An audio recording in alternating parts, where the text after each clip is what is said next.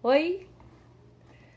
Vou então para o segundo capítulo do livro A Grande Arte de Ser Feliz, de Rubem Alves, que ficou faltando lá da primeira parte, Coisas que Dão Alegria. O título é Sem Contabilidade. Para escrever esta crônica, eu preciso de 2 fios que deixei soltos. Porque eu escrevo como os tecelões que tecem seus tapetes trançando fios e linha. Também eu tranço fios, só que de palavras. O primeiro fio saiu do corpo de uma aranha de nome Alberto Caeiro. Aranha, sim. Tecemos teias de palavras como casas de morar sobre o abismo. Disse ele, o essencial é saber ver. Mas isso exige um estudo profundo, uma aprendizagem de desaprender. Procuro despir-me do que aprendi. Procuro esquecer-me do modo de lembrar que me ensinaram e raspar a tinta com que me pintaram os sentidos. Volta à minha memória o meu amigo raspando a tinta das paredes da casa centenária que comprara. Tantas tinham sido as demãos, cada morador a pintara de uma cor nova sobre a antiga. Mas ele a amou como uma namorada. Não queria pôr vestido novo sobre vestido velho. Queria vê-la nua. Foi necessário um longo striptease, raspagens sucessivas, até que ela, nua, mostrasse seu corpo original. Pinho de riga marfim com sinuosas listras marrons. Nós, casas, vão nos pintando pela vida fora, até que memória não mais existe do nosso corpo original. O rosto, perdido. Máscara de palavras. Quem somos? Não sabemos. Para saber, é preciso esquecer. Desaprender. Segunda aranha, segundo fio, Bernardo Soares. Nós só vemos aquilo que somos. Ingênuos, pensamos que os olhos são puros, dignos de confiança, que eles realmente veem as coisas tais como elas são. Puro engano. Os olhos são pintores. Eles pintam o mundo de fora com as cores que moram dentro deles. Olho luminoso vê mundo colorido. Olho trevoso vê mundo escuro. Nem Deus escapou. Mistério tão grande que ninguém jamais viu. E até se interditou aos homens fazer sobre ele qualquer exercício de pintura, segundo o mandamento. Não farás para ti imagem, tendo sido proibido, até com pena de morte, que o seu próprio nome fosse pronunciado. Mas os homens desobedeceram. Desandaram a pintar o grande mistério como quem pinta casa. E a cada nova demão de tinta, mais o mistério se parecia com as caras daqueles que os pintavam. Até que o mistério desapareceu. Sumiu. Foi esquecido. Enterrado sob as montanhas de palavras que os homens empilharam sobre o seu vazio. Cada um pintou Deus do seu jeito. Disse Ângelus Silésios: o olho através do qual Deus me vê é o mesmo olho através do qual eu vejo Deus.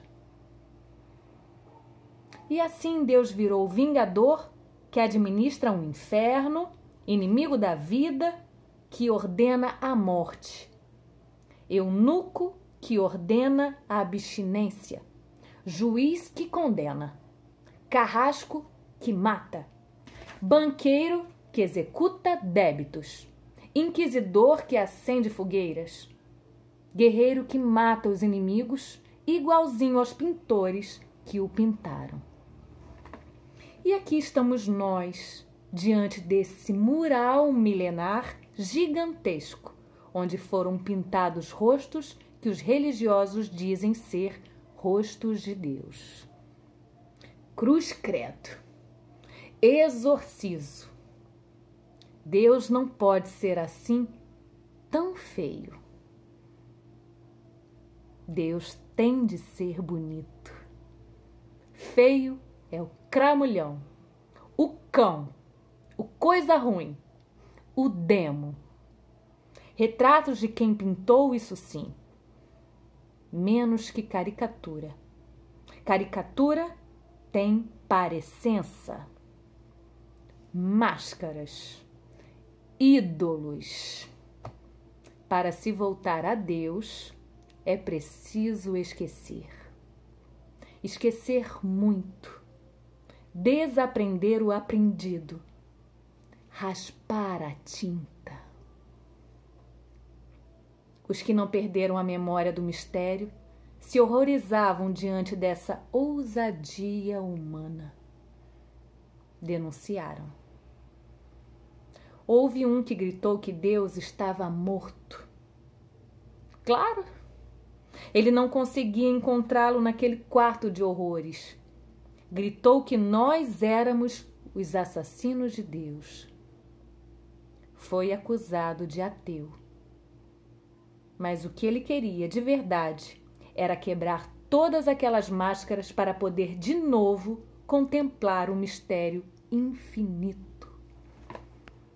Outro que fez isso foi Jesus. Ouvistes o que foi dito aos antigos: eu, porém, vos digo. O Deus pintado nas paredes do templo não combinava com o Deus que Jesus via. O Deus sobre o qual ele falava era horrível às pessoas boas e defensoras dos bons costumes.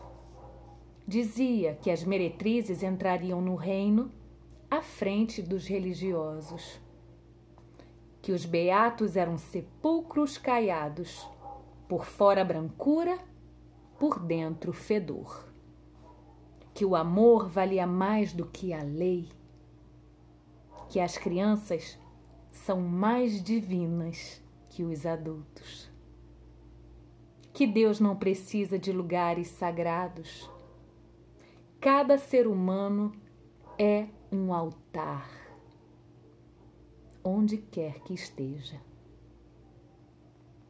E ele fazia isso de uma forma mansa. Contava histórias. Uma delas, os pintores de parede lhe deram o nome de Parábola do Filho Pródigo. É sobre um pai e 2 filhos. Um deles, o mais velho, todo certo, de acordo com o figurino, cumpridor de todos os deveres, trabalhador. O outro, mais novo, malandro, gastador irresponsável, pegou a sua parte da herança adiantado e se mandou pelo mundo, caindo na farra e gastando tudo. Acabou o dinheiro, veio a fome. Foi tomar conta dos porcos. Aí se lembrou da casa paterna e pensou que lá os trabalhadores passavam melhor do que ele. Imaginou que o seu pai bem que poderia aceitá-lo como trabalhador, já que não merecia mais ser tido como filho. Voltou. O pai o viu de longe. Saiu correndo ao seu encontro, abraçou-o e ordenou uma grande festa com música e churrasco. Para os pintores de parede, a história poderia ter terminado aqui. Boa história para exortar os pecadores e arrepender.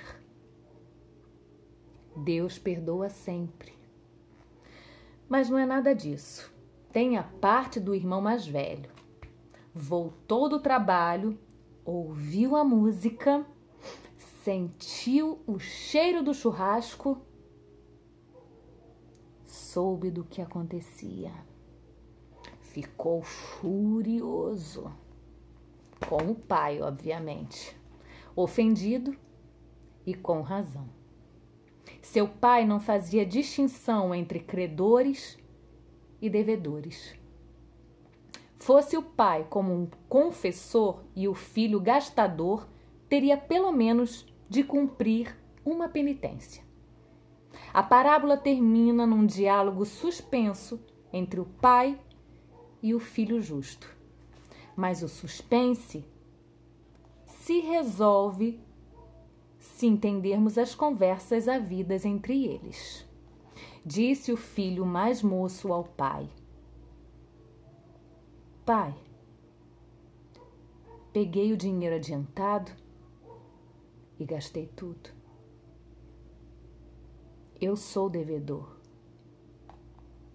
Tu és credor. Respondeu-lhe o pai: Meu filho, eu não somo débitos.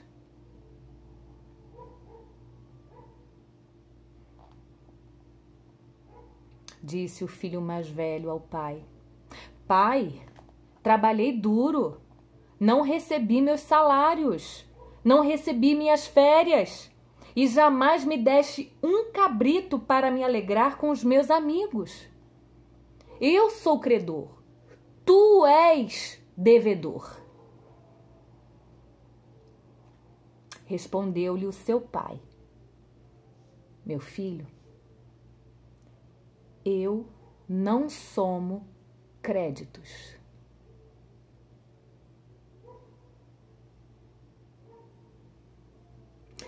Os dois filhos pensavam da mesma maneira.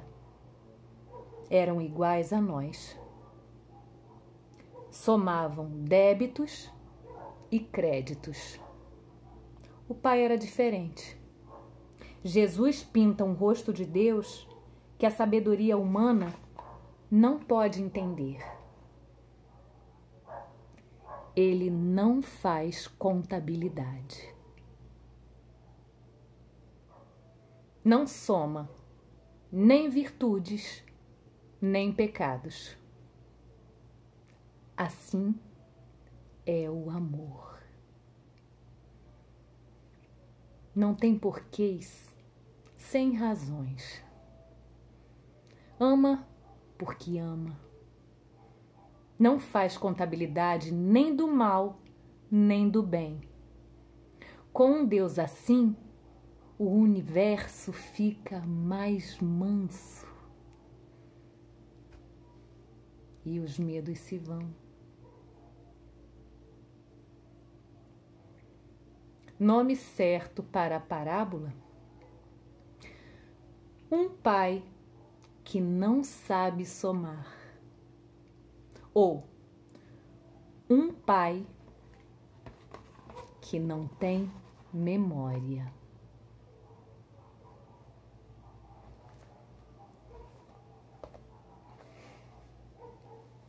Também não dava para deixar esse lá atrás, né?